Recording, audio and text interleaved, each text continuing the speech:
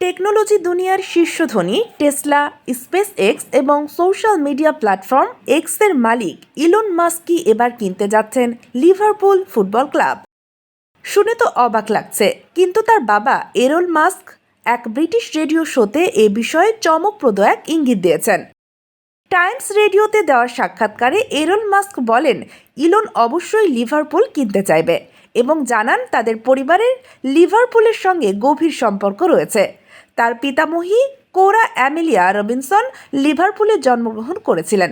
এমনকি এরল মাস্ক আরও জানান যে লিভারপুলের বর্তমান মালিকরা যদি জানে ইলন এতে আগ্রহী, তবে তারা ক্লাবের দাম আরও বাড়িয়ে দিতে পারে। এটা প্রথমবার নয় যে ইলন মাস্ক ফুটবল ক্লাব কেনার খবরের কেন্দ্রে। 2022 সালে ম্যানচেস্টার ইউনাইটেড কেনার কথা বলেছিলেন তিনি, যদিও পরে জানান এটা ছিল নিছক কৌতুক।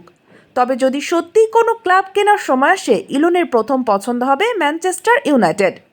তাহলে যদি সত্যিই লিভারপুল বিক্রির জন্য উন্মুক্ত হয় এবং ইলন আগ্রহী হন, তবে এই মালিকানা পরিবর্তন ফুটবল বিশ্বে সত্যিই আলোড়ন তুলবে। Sheikh Masuma, daily our Bangladesh.